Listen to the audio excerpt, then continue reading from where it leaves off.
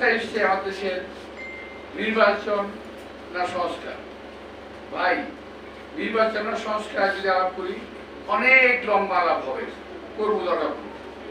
কিন্তু ছোট একটা কথা জানেন, নির্বাচনের বিকল্প শুধুমাত্র নির্বাচনই হতে পারে, অন্য কোনো কিছু হতে পারে না। নির্বাচনের বিকল্প নির্বাচন। এখন আমি বুঝি না, কারণ আমি কথা বললেই তো বলবো যে তো সংস্কারের বিরুদ্ধে কথা কয়, সংস্কার চায় না। আরে ভাই না,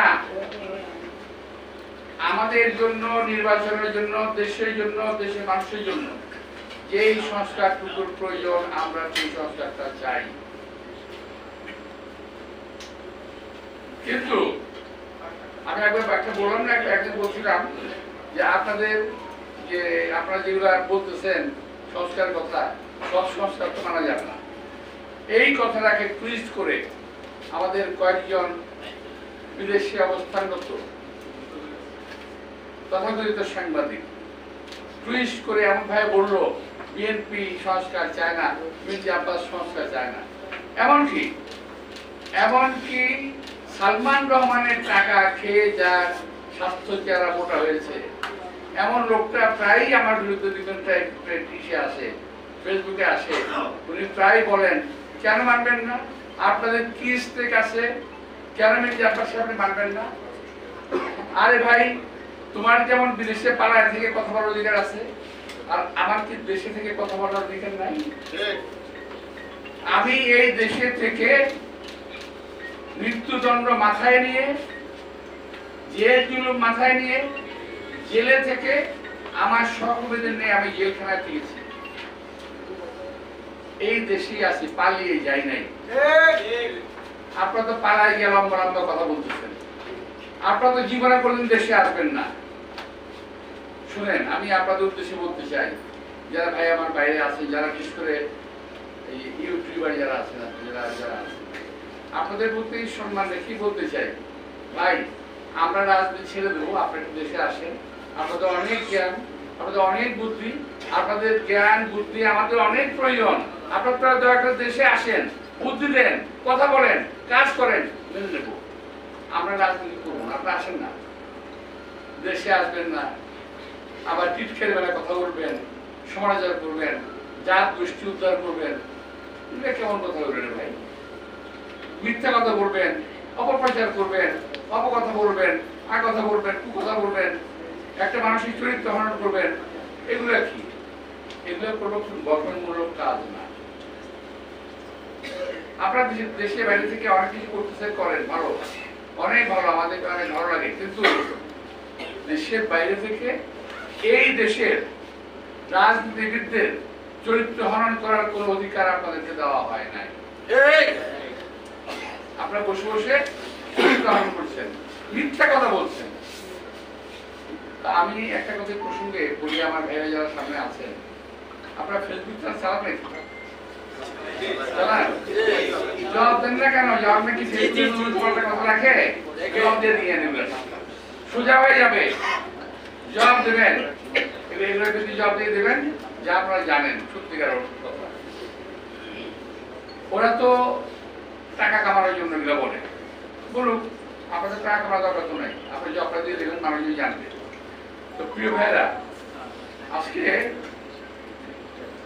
আমাদের দেশের যে বর্তমান অবস্থাটা, নির্বাচন সংস্কার, আমরা সংস্কারও চাই, আমরা নির্বাচনও চাই। কোন সংস্কারটা চাই?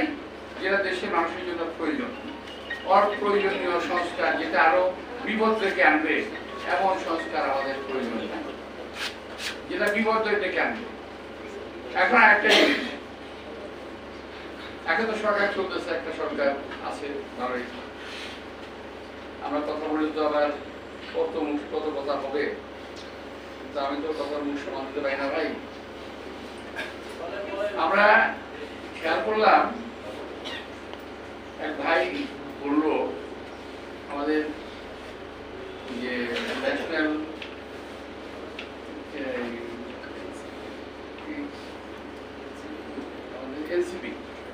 এনসিপির এক ভাই তো না ছিলেন, আমি দুঃখিত, ওই বয়সে আমি কমিশনার হইনি। আমি কমিশনার হয়েছিলাম 27 বছর বয়সে, 1977 সালে।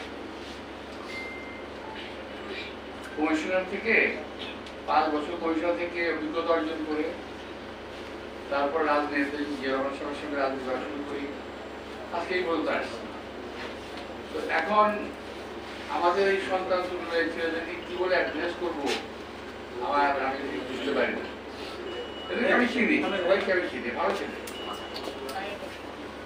কিন্তু ওনাদের একজন বলে ফেললেন এখন নির্বাচন করা সম্ভব না, কারণ প্রশাসনের সব জায়গায় বিএনপির লোক বসা আছে। আরে ভাই, 17 বছর আওয়ামী লীগ দেশ শাসন করলো, আপনি বিএনপি লোক খুবই পাইলেন, আমি বুঝলাম না। 17 বছরে বিএনপির লোক মহিলা ভূত হয়ে গেছে, একটাও নাই। এখন আপনারা বলেন বিএনপির লোক প্রশাসনে বসে রয়েছে। এই সমস্ত কথাবার্তা নেহায়তই বাচ্চাদের কথা মতো বলতেছে।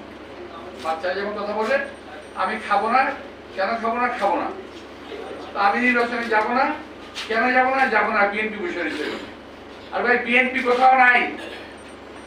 যদি এই দেশকে আপনারা বাঁচাতে চান, আপনারা দাবি করেন যে আপনারাই এই দেশকে মুক্ত করেছেন, সে প্রসঙ্গে আমি পরে আলাদা। তা যদি হয়, আরেকবার দেশটাকে মুক্ত করেন না। দেশের প্রশাসনের বিভিন্ন প্রতিষ্ঠানের সচিবালয়ের ভিতরে এই দেশে যে শত্রুগুলো বসে আছে, আওয়ামী লীগের দালালরা বসে আছে, তাদেরকে কেন আপনারা বের করেন না? আমি যদি বলি যে তাদের কাছ থেকে আপনারা অবৈধ সুবিধা পাচ্ছেন, এই কারণে বলেন না। আমরা তো অনেক কথা বলেছি, আমরা তো অনেক কথা বলি যে এই আওয়ামী দোসর, আওয়ামী দালাল যারা পুলিশে আছে, যারা বিভিন্ন প্রতিষ্ঠানে আছে, যারা সচিবালয়ের ভিতরে আছে, যারা প্রশাসনে আছে, তাদের সবাইকে চিহ্নিত করে সাজার আওতায় আনতে হবে, কারণ তারা 17 বছর আওয়ামী লীগকে সাহায্য করেছে ক্ষমতা থাকার জন্য। এরা কেউ বিচারের বাইরে যেতে পারবে না। আর একটা কথা, ইদানিং একটা গ্রুপ চালু করছে, খুব চালু। আমি যারা নাকি ফেসবুক আপনারা দেখেন এবং এখন কাজ করেন, তাদের বলছি যে এখানে প্রতিবাদ করবেন। তারা বলার চেষ্টা করছে কি জানেন, বিএনপি আওয়ামী লীগকে পুনর্বাসিত করার চেষ্টা করতেছে। আরে ভাই, কি কমু, আমার আর ভালো লাগে না। আরে ভাই, 17টা বছর এদের যন্ত্রণায় পাগল হয়ে গেছি, পরিবার পরিজন সহ অশান্তিতে ভুগেছি, অসুস্থ হয়ে পড়েছি, অকালে বৃদ্ধ হয়ে গেছি, অনেক পরিবার ধ্বংস হয়ে গেছে বিএনপির এই আওয়ামী লীগের অত্যাচারে। বরং আমি বলতে চাই, আওয়ামী লীগকে যারা দেশে পুনর্বাসিত করার চেষ্টা করবে, তাদের বিরুদ্ধে আমাদের সংগ্রাম অব্যাহত থাকবে।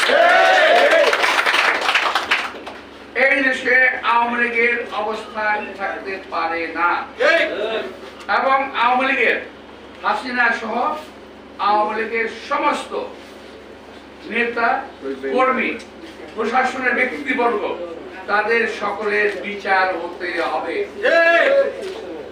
এখন কথা হলো, আমার